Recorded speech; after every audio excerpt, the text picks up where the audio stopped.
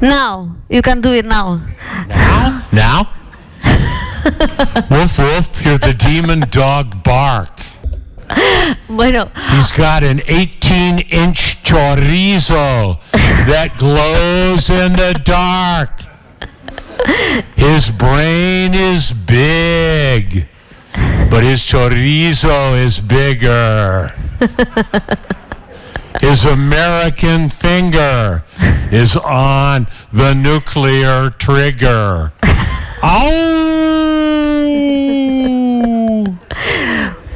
bueno, un aplauso, por favor.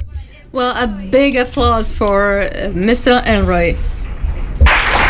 Ningún autor seguro en... I'm sure that no other writer has ever started an event like this. Thank you so much for being with us today. It is a great... We're going to give Mr. Ellroy just a second so he can have his headsets set.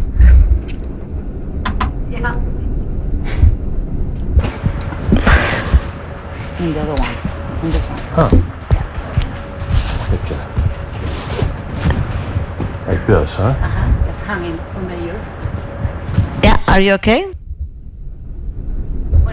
Well, as I was saying, it is a pleasure to have you here in Madrid, in Spain, and that you start in this manner an event. No other writer that I know would have ever started an event just like you did. So thank you very much. You're here to present Widespread Panic, published by Random House in Literatura Random House in Spain. And this is a novel that has really inspired me this weekend. I've laughed a lot. I've had a great time reading it. So thank you very much, not only for being here today, but also for making us laugh.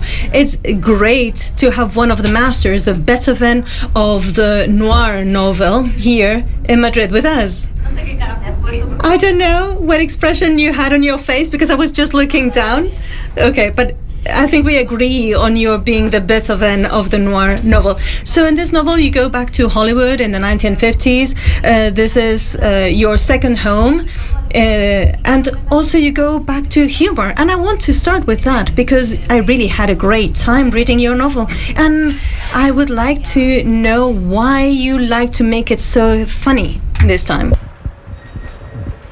Well, Widespread Panic is a first-person narrative of an infamous corrupt cop, shitbird private eye, who verified stories for a horrible scandal magazine of the mid to late 1950s.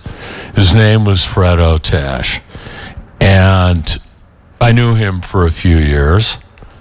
I was going to make him the hero of my book, American Tabloid, but he wanted too much money. And then he died, and I could have used him for free. But I came up with a better idea and a better character in the meantime. So I figured I'm locked down in Denver, Colorado. It's cold in Denver. It's colder than a bucket of penguin shit. And I thought I'd make some money and write a novel about Freddie Otash in the 1950s. So here we are. Aquí estamos, sí, y... Yes, so here we are. And it's true that this cop... Well, I'm curious. I want to ask you, when you meet this guy and you talk to him face to face, just like we are, why did you find him so fascinating? It's the history that he witnessed. He was born in 1922. I was born in 1948. He was 26 years older than me. He had seen a lot that I hadn't seen, and he had seen the glory days of the Los Angeles Police Department in a way that I only imagined. So he told me stories, and I realized I could utilize him in fiction and even make him one of the conspirators in the assassination of John F. Kennedy, even though he didn't do it. Now, Freddie was making a lot of dough then, going on tabloid TV shows. A lot more than the money I was paying him. So he was afraid that people would really think he assassinated JFK. And I explained to him, it's fiction. You can do whatever you want as long as the people, the historical people you write about, are dead. So that's a warning to all you people here, especially you men and women who may have resentful children who don't consider you very good parents. Yeah, you didn't put them all the way through graduate school. So maybe they'll make it big time as writers, and they'll say bad things about you, mom and dad, and it's tough shit because you're dead. So Freddie, tough shit, you're dead. Bueno, este tío puso... Well, this guy placed microphones in all the hotel rooms in LA to catch the starlets, the stars who were either gay and hadn't come out of the closet, or who were communists, or who were adulterers, all this type of things. So I would like to ask you if any of these people can be saved or redeemed. Freddie can be redeemed because Freddie is underneath all his petty evil, aware of the fact that, like all of us, we're sinners and the world is fallen. And Freddie has a germinating husk of conscience within him. And in this book, and in the larger, more serious book that Random Literatura will publish in a year and a half, Freddie will get his redemption, his atonement, his salvation. Trust me. I would like to go back to humor, because, as I said, I had a great time reading your book. It's a very funny comedy to me. And I would like to ask you, how do you experience this when you're writing it? Do you have a good time when you think about the characters, or when you read the script, or when you go back to it and you review it and correct your own writing? Where is the most enjoyable part for you? Is rewriting history to my own specifications. This book begins in 1953 when I was 5 years old, and I don't remember 1953 at all. But even way back then, I was always looking at photographs in Life magazine, Time magazine, and dreaming of the Los Angeles before my birth, or before my early cognizance. And I have been calling up this muse of LA history now for 4 decades. That's the best part. Y volviendo... And going back to the figure of the cop, of the policeman, I don't know if I'm mistaken, does he have anything coming from the character of the cop in LA Confidential? Because I see certain similar traits, but I might be mistaken.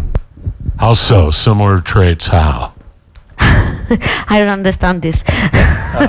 What moment? A ver. No sé si me lo podéis repetir. Perdón. Dime. What? Well, I mean, I'm talking about maybe a certain sense of ethics, or the search for being redeemed. I think there's a common trait there. Yeah, there's always some guy who's a fool, a schmuck, a corrupt LA cop, beats confessions out of suspects with phone books, shoots criminals in the back. But I hedge my bets here because these are rapists and hot prowl burglars and armed robbers. And in my worldview, it's okay to shoot guys like this in the back and beat confessions out of them. But Freddie has a tortured, sensitive soul. And what Freddie really wants is the woman. But if he can't have the woman, there are other women who may well prove themselves available. Most men are like this. I am like this. So Freddie has foolish misadventures. He pratfalls through the American 1950s. He outs homosexual movie stars. He bugs gay bathhouses. He has affairs with Elizabeth Taylor and other notable movie stars. He sets Rock Hudson up with a good-looking young woman to marry so people won't realize he's a gay caballero.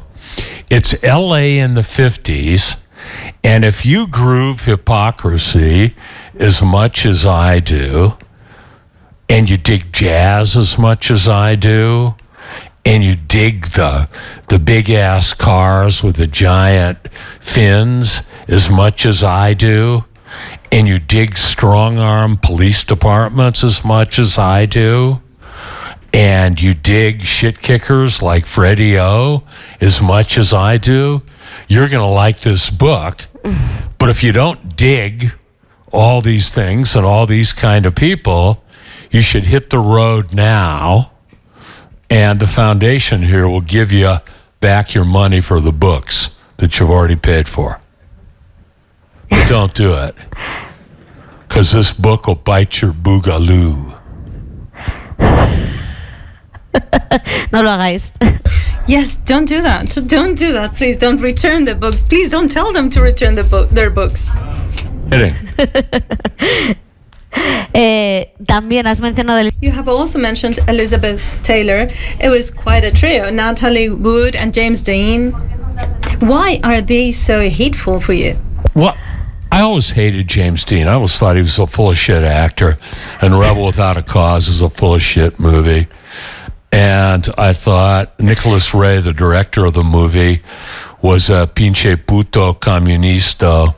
So, you know, and a child molester, and a real sack of shit. And this is not just my opinion. A lot of people believe this. So I really let James Dean, Nicholas Ray, and Sal Mineo have it in the course of this book. Because they're dead, they can't sue me. And I got the goods. I got the goods on them. And I'm sharing it all with you. And, you know, you're living here in Spain. You not be up to date, you know, on LA in 1955, but you will be by the time you read this book. Yeah. It'll offend a lot of people, too. Pero eso es bueno. But that's good. That's a good thing. That's okay, yeah. Puede ser. Yeah. No eres nadie si no If you're nobody, if you don't offend someone. Listen, the great Irish-American writer Frank O'Connor said at the beginning of the 20th century, a literature that cannot be vulgarized is no literature at all and will not last. And American literature, the hard-boiled crime novel, American jazz in all its many great forms, vulgarized great music as much as the crime novel vulgarizes the European literary tradition. And I'm the chief vulgarian. And I might add, the most artful.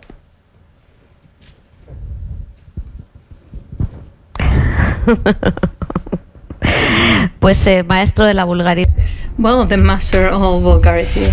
That's wonderful. So, I don't know if in some way you were wondering if we knew about Hollywood in the 1950s. We know the myths that you destroy with in such a funny manner. I don't know if humor is also a good way of destroying personalities or celebrities such as Natalie Wood, for instance. When in doubt, merge horror and comedy. And it's a good way to describe Hollywood at large. El humor macabro. Macabre humor, which is one of my favorite, even if it's not good to say that. It's not popular, a popular opinion. Hollywood is a favorite actress of yours? No, not at all. Macabre humor. The mixing the noir and the sense of humor, the grim humor or black humor. It's my favorite. Sorry. I think we lost something in translation here. Yeah. It's okay. It's not important. What were you going to tell me after, and then, I can. Vale. Venga. Vamos a seguir.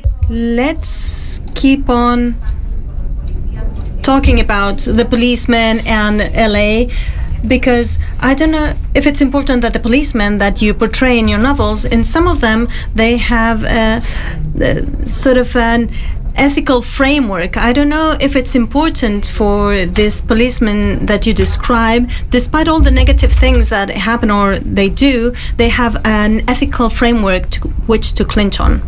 They do. There were certain guys in Los Angeles back in the halcyon days of LAPD that just had to go. Yeah, they had crossed too many moral and civil lines into horror. Armed robber, child molesters, hot prowl rapists, perverts of all kind. And every once in a while, an unspoken consensus would build, and the consensus was, he's really got to go. There's no due process for this guy. So Freddie O, the Hat Squad, the robbery division of LAPD, and certain select guys would just hunt these guys down and kill them, which I like. I like strong. I'm a gun man. I'm a fucking American. I like guns. I like hard charging, shit kicking police officers. I support the death penalty. Take it or leave it. I love the green room up at San Quentin prison where Carol Chessman burned on May 2nd, 1960. I used to have all the guys that fried up at Quentin memorized from 1949 to 1962. I can throw a lot of names at you. Stephen Nash, Donald Keith Basher, Augustine Baldonado, Luis Moya. Who else have we got there? Billy Cook. Oh man, he was a psycho lunatic. Who else? Ma Duncan. Ma Duncan was so jealous of the young woman that her son, Frank, married, that she hired 2 winos to kill the woman. There's some people that just gotta go. And this book is a tribute to the people who just gotta go and the men who take them out of this earth. Es interesante eso. That's very interesting. People here, right? Who've just got to go, right? Your ex-boyfriends, right? They just got to go. Sí, que se vaya. Yeah. Yes, let them go. Let them leave now. I will give you a list of people that I would like for them to go. Gotta go. Call for the OTASH. Sí, y lo de las armas luego lo hablamos. And about the weapons, I think we can discuss this in private after this event. I'll write that down. He's been dead for numerous years. But there's also Freddie O. Jr. Hace mucho tiempo. A long time ago, I read that you said that crime is a masculine energy, a sort of masculine energy, but improperly channeled. And I think that in this novel we have quite a lot of that. Do you still agree with what you said back then? Would you repeat it, please? I'm sorry. Claro. Of course. A long time ago, you said in an interview that crime is masculine energy that is not properly channeled. Do you still think the same thing? It's unchanneled masculine energy. And I think if I would define crime epigraphically, I would say, don't look to social root causes, any of that stuff. What crime is more than anything else, epidemic. It's individual moral default on an epidemic scale. People knew something was wrong and they did it anyway. So it's tough shit about your background of privation. We're going to send you to the green room or to prison for a long, long time, regardless.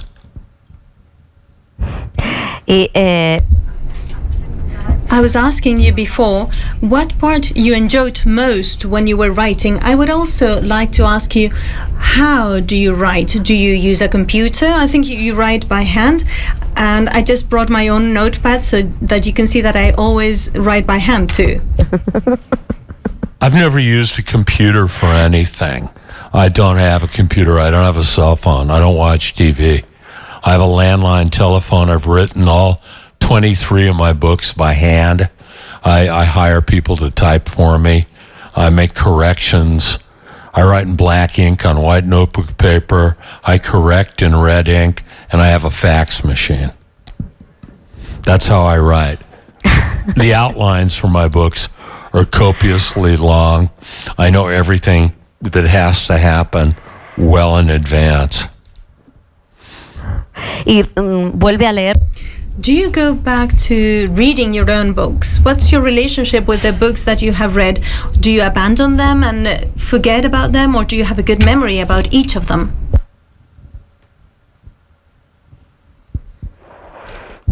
I try with every fiber of my soul and my being to write better and better and better and better and better and better books. And I believe that I succeed in this. So I'm constantly writing books in big series.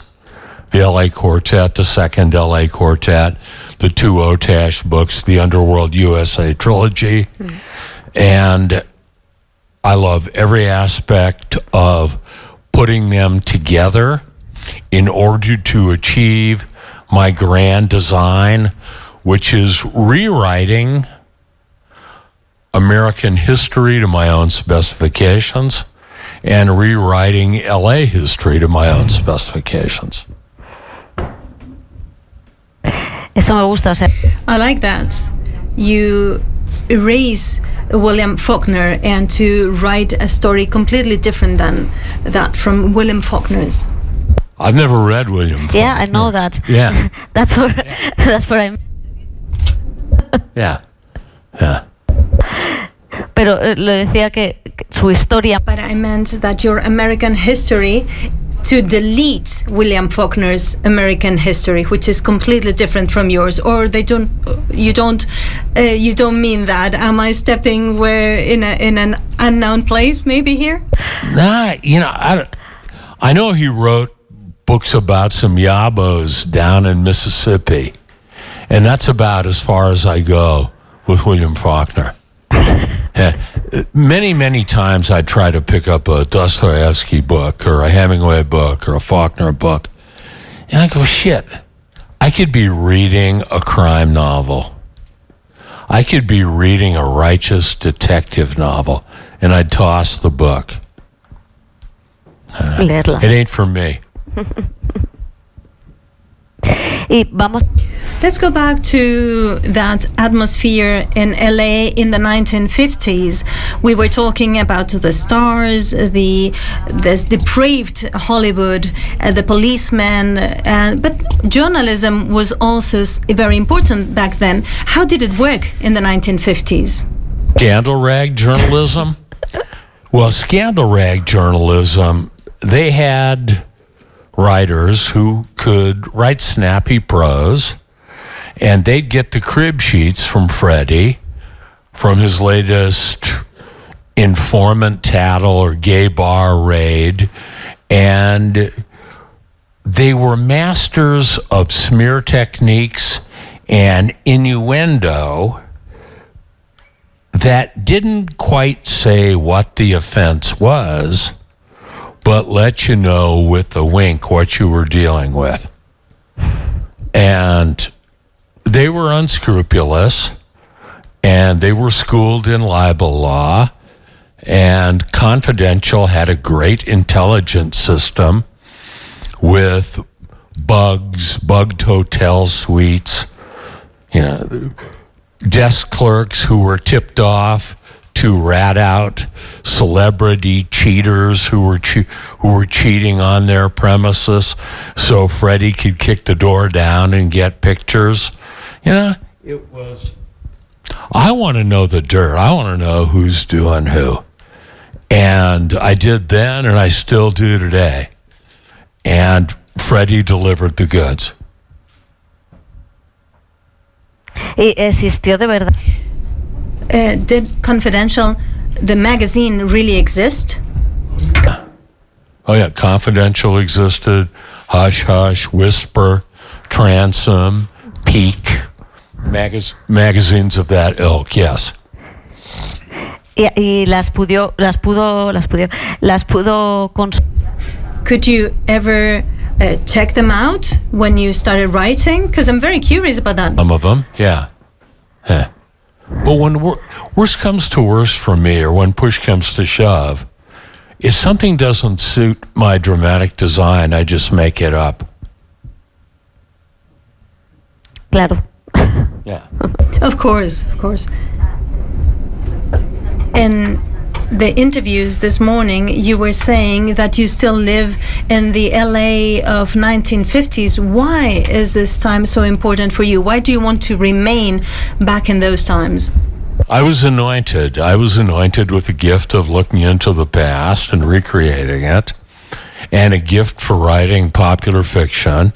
And I'm from LA, and if I were born in Madrid, which is a hell of a place, and was Spanish speaking, a citizen of Spain, I'd probably be just as fixated on my original surrounding as I am with Los Angeles, California.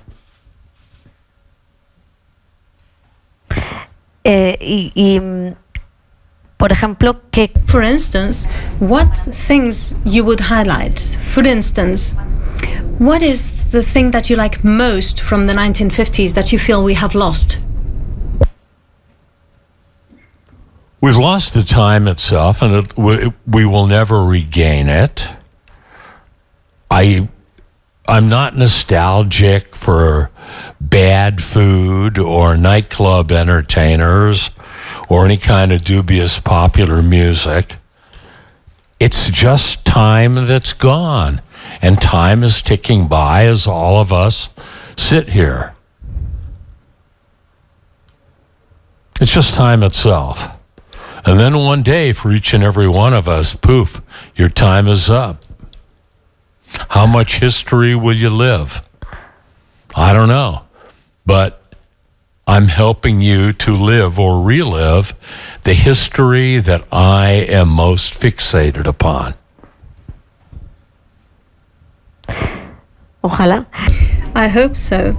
There's another element, and I would like to mention alliteration, which is something that you use in your books, and that makes your novels so exciting, and that makes you want to read more and more. Why have you chosen alliteration? And would you mind explaining to your readers what this artifact is all about? alliteration is a rhyming scheme that's used in narrative. I only use it in these scandal rag stories narrated by Fred Otash. And it permits you to write humorously as you do tricks with language, and it just rolls off your tongue and rolls off your consciousness as you take it in. I also like racial invective of all types. I love Yiddish. I love Mexican gang argot, where everybody is a pinche puto or a pinche perro, because I'm from LA. And I love that kind of talk. I love animal shtick, where whacked out men adapt the beings of animals to define themselves. That's why I am el pulsating perro. Certain women in my past have been La Pantera or La Cougarista. You get the picture. It's a fanciful life that I live while I trudge around in the early 21st century. Y luego está la... And then we have religion. That structure with a purgatory. I don't know if you have chosen because this structure is actually suited to the rhythm, the pace of your novel, or if you have chosen it because you wanted to keep the character. We are in a society where we don't give the opportunity to people to redeem themselves once they've done something wrong. Yeah, Fred Otash narrates this book from purgatory, and he's got the chance to tell the truth about his horrible life and go to heaven.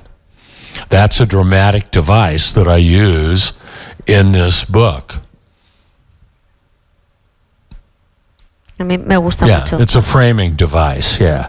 So we get to flash back to 1946 and 1955 and filming of Rebel Without a Cause and the Carol Chessman case. He was a notorious rapist, the red light bandit who burned in the green room at San Quentin in May of 1960.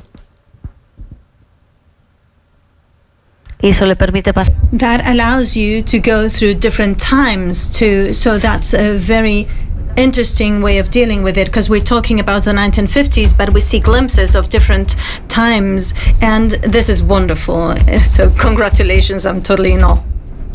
Me gustaría decirle... I would also like to ask the audience if they have questions, they can raise their hands, and you have James Ellroy. Yeah, there's a man. A ver. Okay, go ahead. Espera, vamos a esperar a que te den un micro, ¿vale? Para que se pueda escuchar bien.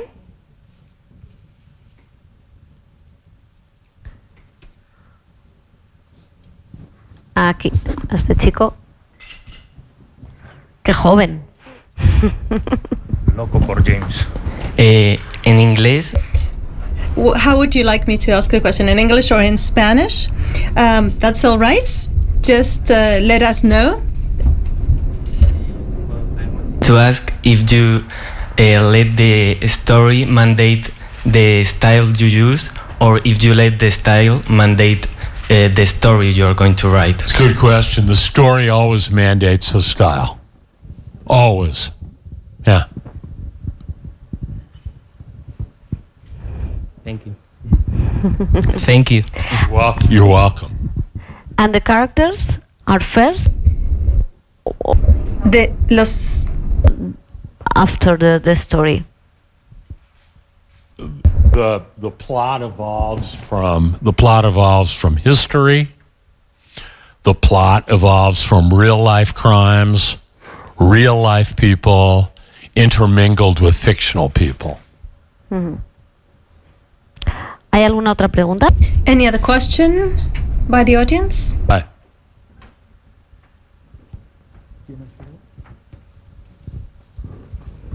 Hola. Hi, can you hear me?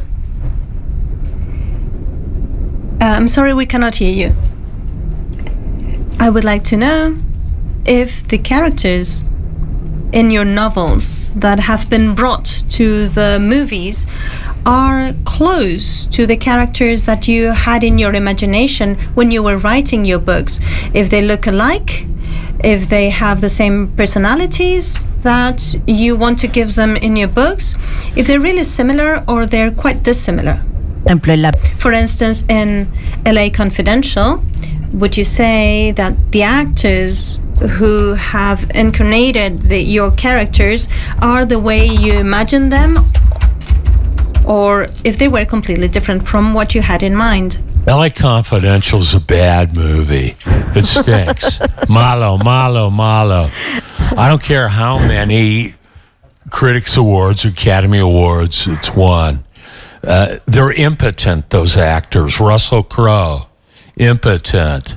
Pinche perro. Guy Pearce, pinche perro. ¿Y Kevin Spacey? What? Kevin Spacey. Kevin Spacey? Yeah. They're, Better or worse than James Dean? yeah, about on a par. Yeah. And it's a Hollywood movie. It's jive. There's not one line reading in the movie that I would approve of. Yeah, it stinks. So's The Black Dahlia. So's all the other movies. But they gave me some money. And money is the gift no one ever returns. Yeah. Because you already wrote the book.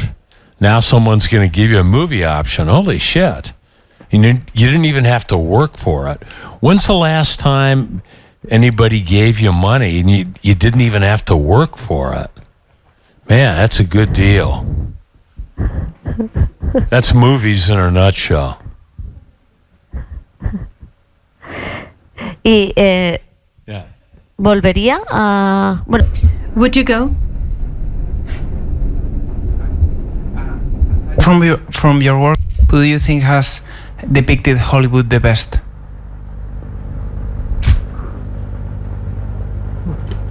In fiction, you mean? Yes. Well, you know, there's the three great alleged Hollywood novels: The Day of the Locust by Nathaniel West and What Makes Sammy Run and The Disenchanted by Bud Schulberg. They're very fine books, but my next Freddie Otash book, which is very serious, unlike Pánico, that will put all of them in the tank. Year and a half.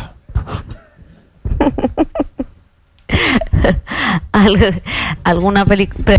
Any other question from the audience? ¿El micrófono? Sí. Hola, buenas tardes. Me gustaría saber... Good afternoon. I would like to know if Wiggy, who was a photographer with an Ukrainian origin who lived in New York and then in LA, and actually he portrayed many actresses such as Marilyn Monroe, he distorted the images. He took pictures of cases such as murders and any sorts of crimes that could take place at night. He was the first one to arrive at this scene, and he was developing his films in his car. Have you ever seen his picture? Have you ever got inspiration from his photographies when you were about to write your crimes or any of the things that you depict in your novels? Is this Ouija? You know, I've never dug him. I admire the photographs, the New York photographs, the LA photographs. I despise sordidness and looking at winos in junkies with spikes sticking out of their arms, the photographs of Diane Arbus, all that freako weirdo LA shit, New York shit. I don't dig it. So I can't say that it ever inspired me.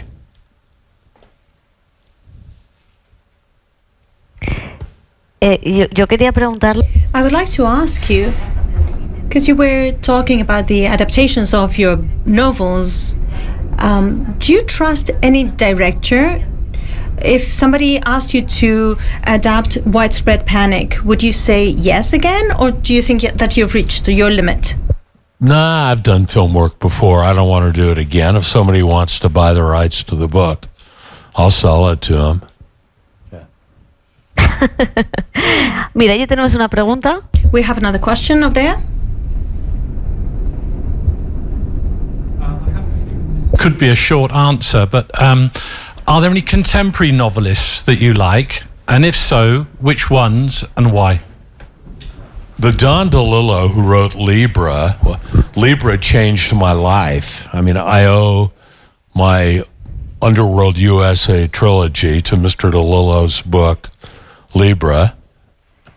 That would be it. My very great friend Thomas Mallon, who wrote the White House trilogy. He wrote a book about Watergate. That's the Nixon presidency. Finale about the Ronald Reagan presidency. And Landfall about the George W. Bush presidency. He's the great American historical novelist. You're welcome. Ya, hablando. Talking about great novelists and historians of the USA, you also make some kind of historic novel because you place the action in Los Angeles in the 1950s. I was talking about the greatest American novelists. You also make some type of historic novel. You write crime novels. How do you like to be described? I'm more than anything else a historical novelist. Perfidia is the first book in my second LA Quartet. Takes characters in the first LA Quartet and the Underworld USA trilogy and puts them in LA during World War II as much younger people. And that book is set in real time between December 6th and December 29th, 1941, America's entry into World War II. That's a big historical book. The sequel to it, The Storm, big historical book. American Tabloid, The Cold 6000, Bloods Are Over, big historical books. Yeah. Woman up there has her hand up. Yes. Thank you. You talked previously about fiction, right? And that everything is available for fiction. So my question, and now you define yourself as an historical novelist, right? So my question is, what is the main purpose, the main goal for fiction in general? It's just for entertainment, or in a way has a purpose of transmitting any kind of, values, or what do you think about it? Thanks. Perfect characterizations, perfect style, suited to the characterizations. Characters who rip your heart out. Men and women deeply in love. I'm a big romantic, and I'm the guy that sees the beauty in the doomed love affair. And always the perfect ordering of language.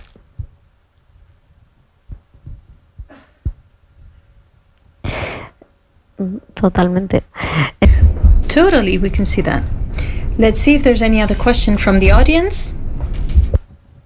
Sí, allí. I see one over there. Hi. You were talking about this book having like a certain comedy tone. What makes you laugh out loud? Like, what makes me laugh out loud? Dogs. Dogs and all their crazy shit. I love dogs.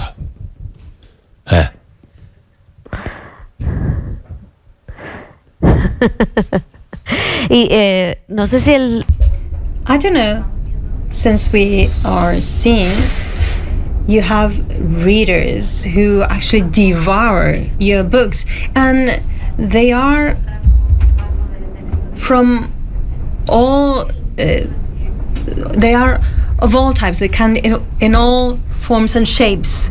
Your readers, you have a great variety of readers who love your books. I don't know if the secret to have so many good readers is that you're the first one to write things that you like and things that you like writing about. Is that the big secret for a writer? The great secret for great writing is to write passionately, and not to write what you might know personally, but what most excites you, moves you, thrills you, sexualizes you. And go for the throat. Go for the good, hard core of truth in every human being, and refine it with all the decorum and all the precision you're capable of, and throw it out in the world, and maybe some people will read it. Yeah, and you get invited to Spain. Here I am. Antes decía que... Before, you were saying that you like Madrid. I think of Madrid as El Ciudad. I think of it as the city. It's certainly my favorite city in Europe. And to call something the city, that's a hell of a compliment. And that's how I see Madrid. The city. El Ciudad. A ver, ¿más preguntas? Well, let's see if there are any more questions. Allí, venga.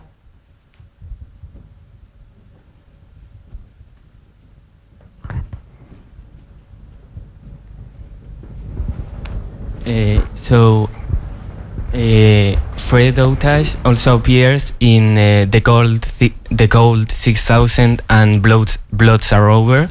So is this the same Otage, or is it a different character? Is he different from the heroes of those two books? No, is he different from? I mean, if I'm not wrong, he also appears in. Yes, he does. He does. Yeah. So there's different Otashes because I've addressed him at different times in my career.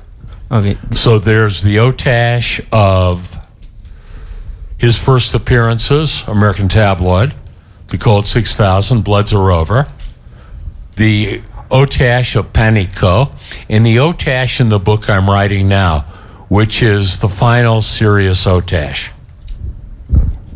Thank you. Otash, adios. We'll miss you. Sí. La verdad es que vamos a echar de menos. Sí. So beautiful. We're gonna miss this character, that's true. ¿Pregunta más? Let's see if there's another question. Good afternoon. I would like to know how is your writing method? Do you wake up every day like at 9 and write 8 hours, or it's more inspiration, or if you're traveling you write or you don't write, or giant outlines? I write by hand. I get up early. Black pen, text, white notebook paper, red pen to correct, fax machine. I got a woman in LA who types for me. That's it.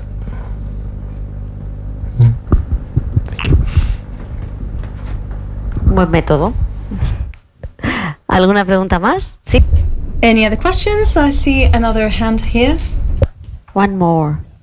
Okay. Hi. Your book is set in the 50s in Hollywood. I don't know if you know this, but Tarantino said that the 50s and the 80s are the worst decades for film. Do you agree? I don't know. The worst decades for films? I I like crime movies in the 70s more than the crime movies in the 80s. Film noir was still struggling along in the 50s. There were some good crime movies in the 50s. The Lineup, Nightfall, Nightmare. What else? Movies are not as important as literature. Don't forget that. And podcasts are becoming very, very important. I have 2 podcasts coming out. Podcasts rule. Movies and TV shows rule. My podcast, James Ellroy's Hollywood Death Trip, which is me reading my magazine pieces, GQ and Vanity Fair, debuts on July 7th.